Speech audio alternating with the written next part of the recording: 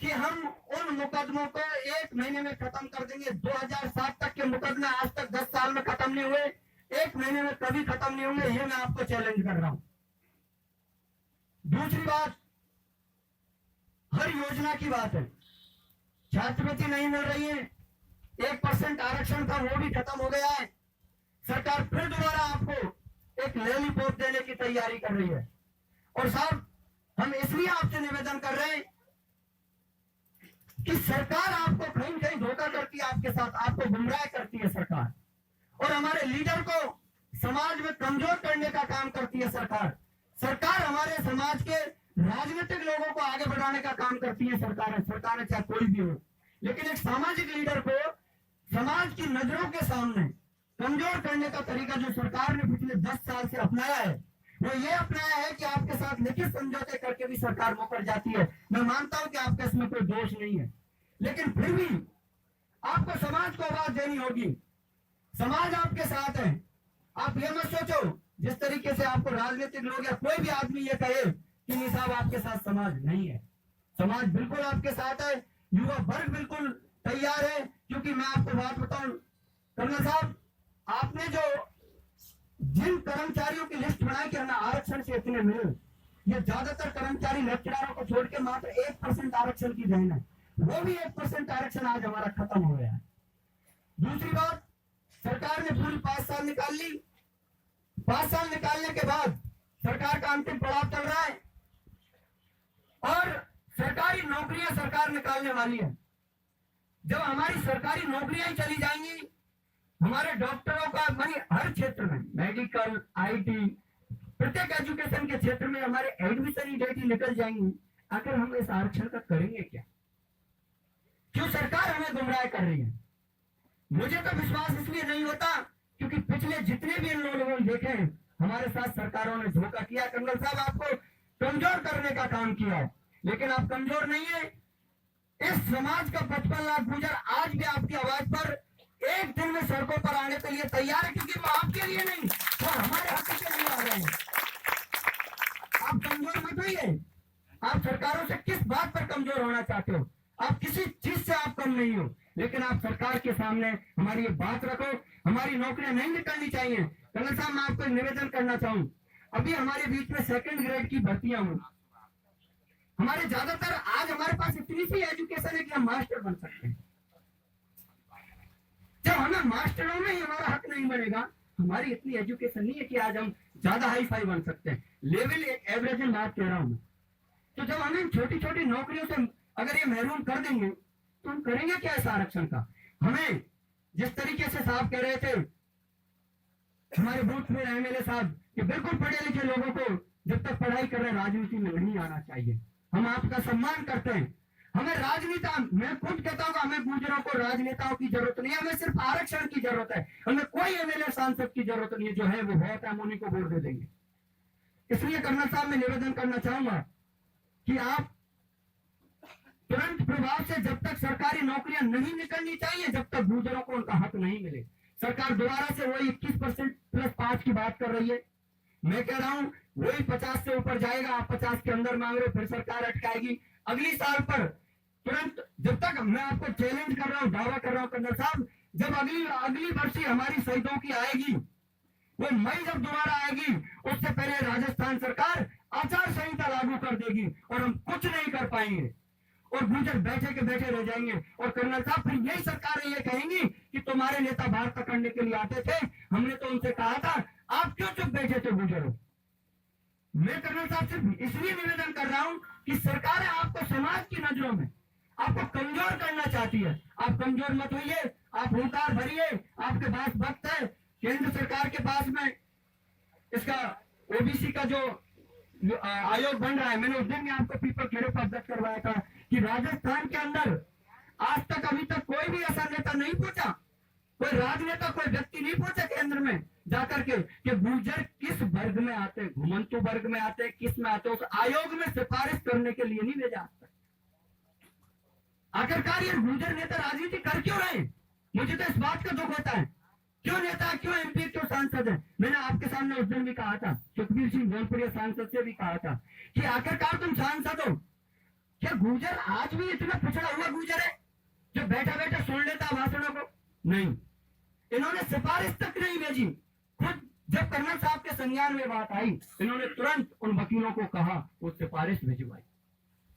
दुख होता है हमें इन बात पर, और आपके ऊपर हमें गर्व है कि आपका हर सपना पूरा होगा। मैं तो ये कहता हूं, हमें दुख इस बात का कि हमने बहुत सारी कुर्बानियां दी हैं, हर समाज के हम एक हास्य बन गए आखिरकार कि हमने जितनी कुर्बानी दी इतना प्राप्त नहीं किया। लेकिन मैं तो ये कहता हूं, जब ऐसी प्रतिभा हमें दिखती है तो मैं ये कहता हूं कि हमें आरक्षण की भी कोई जरूरत नहीं है, सरकार आरक्षण दे या मत दो, लेकिन आगामी समय में इस राजस्थान के अंदर IAS, IRS, IPS, कस्टम, दुनिया का जो भी विभाग होगा वो गुर्जर जाति के पास होगा। कर्नल साहब, आपका सपना पूरा होगा, मैं आपको चैलेंज कर रहा हूँ। लेकिन जो हमने त्याग किया है, हमारे दिलों में खून है, हमने कितनी कुर्बानियां दी हैं, वो हमें दुख होता है, क्योंकि ये जाति स्वाभिमानी जाति रही है, ये जाति वीर जाति रही है। इस जाति का खून खौलता करना साहब जी जा जाकर के भिड़ जाते हैं जब जाति के स्वाभिमान की बात आती है। इसलिए मैं आपसे निवेदन करना चाहूंगा, आपकी भी उम्र का अंतिम पड़ाव है और समाज का भी ये धैर्य की अंतिम परीक्षा है। इसलिए आप बिल्कुल विश्वास के साथ उठिए, पूरे राजस्थान में आप टीम बनाइए और बच्चा मैं कहता हूं कोई टीम की जरूरत नहीं, कोई टीम की जरूरत नहीं है। आरक्षण एक हमारा शब्द है और कर्नल बैसर हमारा एक नेता है। सिर्फ इस नारे को लेकर राजस्थान में आप नारा लगाइए, हम आपके साथ हैं और समाज आपके साथ होगा।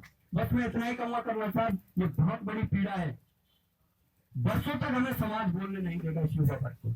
बिल्कुल आपका सपना पूरा होगा। आपके सपने के लिए आज गुर्जर समाज अपने चाहे जमीन बेचे, भैंस बेचे, बिल्कुल दुख पा लेता है, लेकिन आपकी जागृति की देन है कि आज घर में बच्चा बच्चा पढ़ता है। आप गांवों के स्कूलों में चले जाओ, हमारे लड़कों से ज्यादा हमारी जो बहनें हैं वो स्कूलों में जा रही है। बच्चे बच्चे ने गांठ बांध लिया कि कर्नल साहब की जो पीड़ा है, कर्नल साहब का जो सपना है, उस सपने को हमें पूरा करना है। चाहे हमें जनरल कास्ट में क्यों नहीं रखे कोई सरकार, हमें आरक्षण की भी कोई जरूरत नहीं हो। बिल्कुल ये समाज के दिल में है, लेकिन जो समाज का दुख है कर्नल साहब, जो समाज का दुख है वो आपको सुनना होगा और उसको सुन करके मेरा आपसे लास्ट निवेदन है कि अपनी बार आप सरकार, और मैं आपको एक निवेदन और करना चाहूंगा, अब की बार राजस्थान सरकार ने बहुत तगड़ा दिमाग लगाया।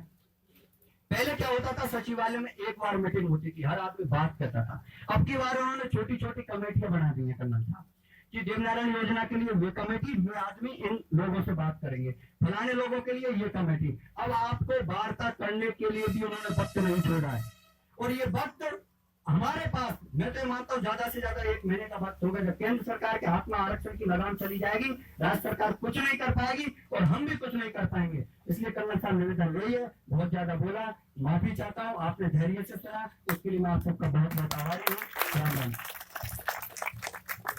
हमला का जवाब तो ये, हाई कोर्ट ने आपका SBC रिजेक्ट कर दिया, सरकार से बात हो रही है, फार्मूला बन रहा है। अब भैया एक काम कर रहे हो,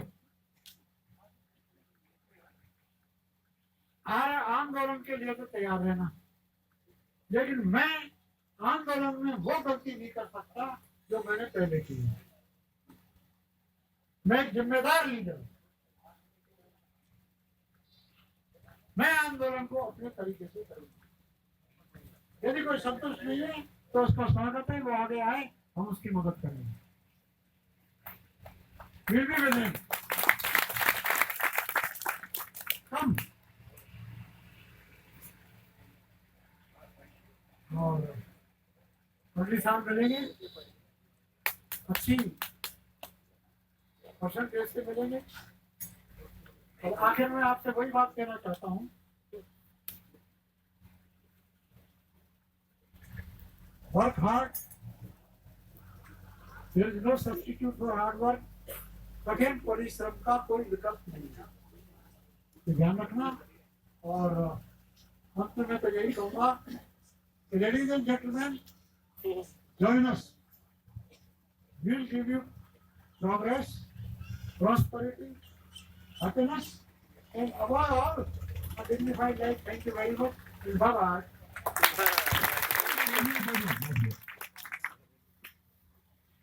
पधारे हुए तमाम आगंतुक महानुभावों से निवेदन है कि खाने की व्यवस्था है, कोई भी बिना खाना खाने नहीं जाएगा।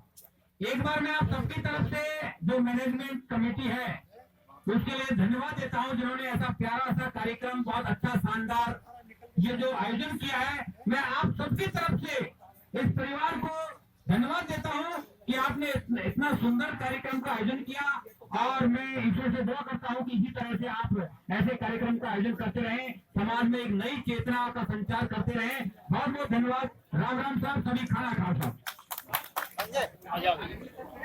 संजय इधर